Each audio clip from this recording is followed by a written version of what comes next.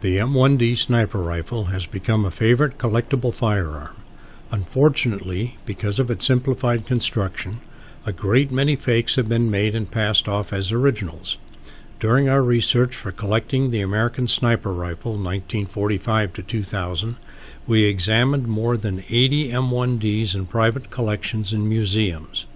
Of that number, 37 were outright fakes or had reproduction parts added to make them appear to be original. 9 of these were in museums, to the surprise of their staffs. All the information you need to authenticate a true M1D sniper rifle, which you own or intend to buy, can be found in Collecting the American Sniper Rifle 1945 to 2000, published by North Cape Publications, Incorporated. During World War II, the Ordnance Department developed and produced 2 sniper rifles for the U.S. Army, the Model 1903A4 and the M1C. The M1D was also developed in 1944 as a quicker and less expensive alternative to the M1C, but with the end of the war in sight, it was placed on the back burner. Requests from the U.S. military during the Korean War revived the M1D concept. The Springfield Armory geared up to produce the M1D sniper rifle, but it was not in production by the time the Korean armistice ended the fighting. The M1D went on to serve in many of the brush fire conflicts the United States was engaged in during the Cold War, as well as in Vietnam, Grenada, and Panama. It was also used by our allies, Italy, Greece, Denmark, the Philippines, South Korea, and South Vietnam, and by the Israeli Defense Forces in 3 of their major wars. There are 7 parts that identify an original M1D from a reproduction, or to call it what they really are, fake M1Ds. Unfortunately, these 7 parts have been widely counterfeited since the 1960s. Because of its simple construction, unscrupulous individuals have found it easy to fake an M1D sniper rifle. So how do you know that the M1D that you are intending to buy or already own is original? Identifying the fake parts is the key. The 7 parts you must examine carefully are barrel, base, mount, rear handguard, telescopic sight, flash hider, and cheek pad. All M1D barrels were turned down at the breech end to 1 inch in diameter to accept the base.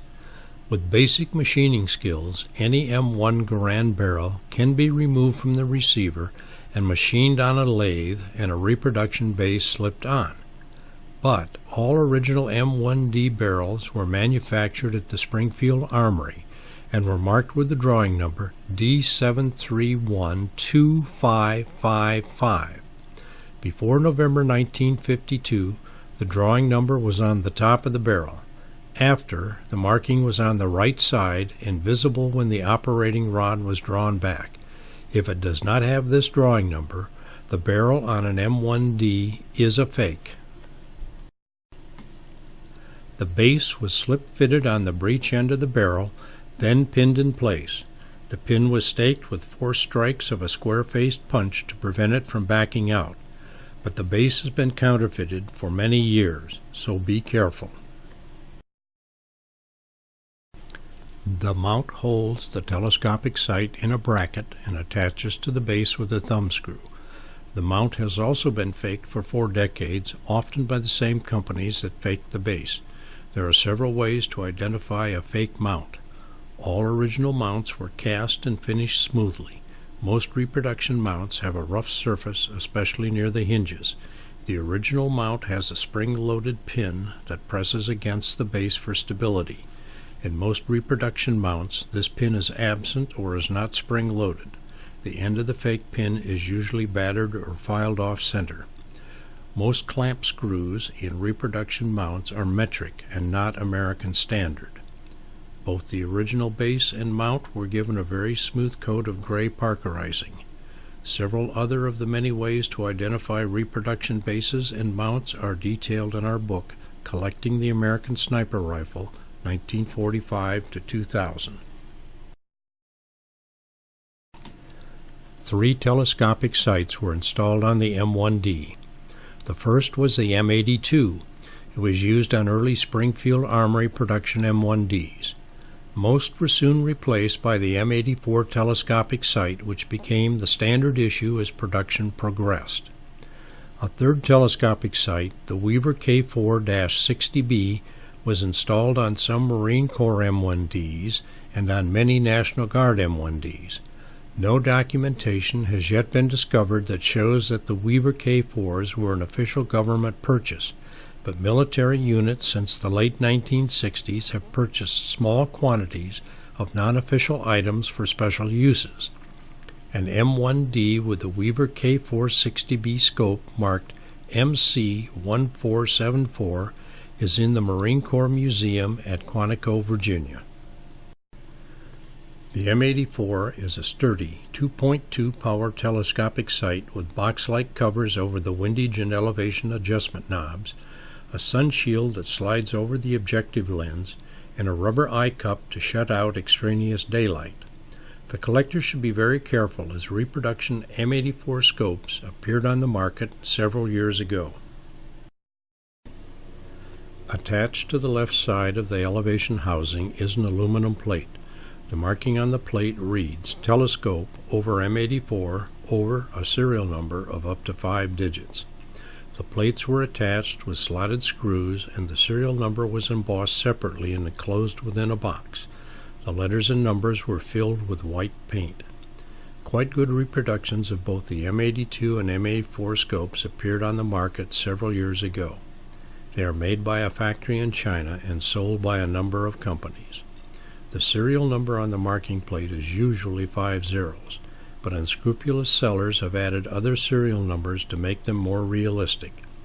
Our book, Collecting the American Sniper Rifle 1945 to 2000, provides detailed information on how to tell which scopes are non-military reproductions. The handguard for the M1D had to be shortened because the base for the telescopic sight bracket was fitted on the barrel ahead of the breech. A standard infantry rifle handguard can also be shortened by cutting it down at the leading edge of the band. The M1D base is relieved at the forward end to receive the rear lip of the short M1D handguard. If the lip on the handguard is absent or crudely cut, then it is a fake. Both surplus original and reproduction short handguards are relatively easy to obtain from internet sellers. 2 different flash hiders were issued with the M1D.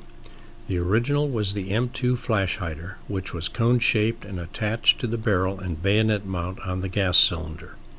From 1958 on, it was superseded by the T37 flash hider, in which the cone was replaced with finger-like projections. Both flash hiders have been reproduced for commercial sale. The earliest M2s were manufactured by the Springfield Armory and are so marked.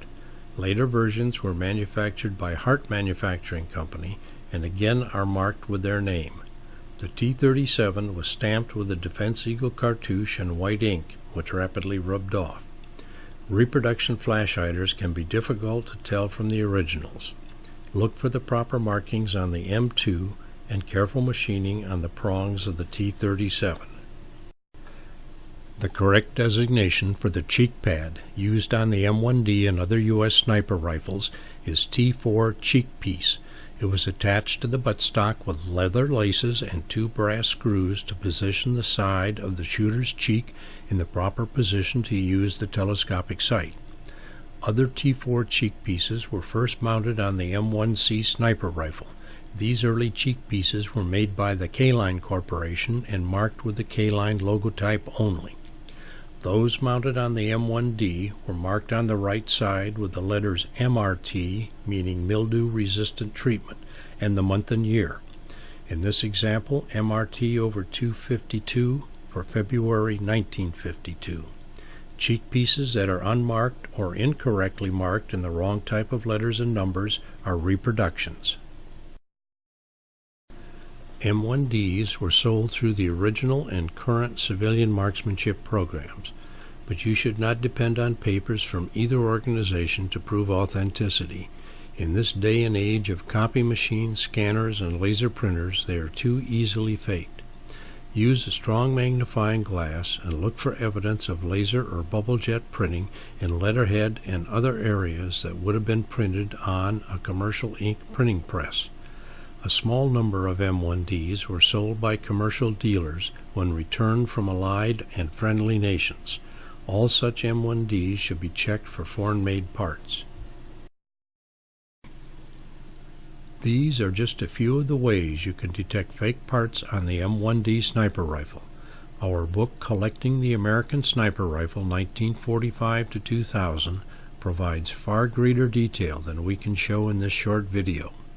It covers stocks, handguards, receiver and barrel markings, the telescopic sights, and the M1D accessories including cleaning kits, tools, carrying cases, weapons cases, spotting scopes, and binoculars issued to snipers.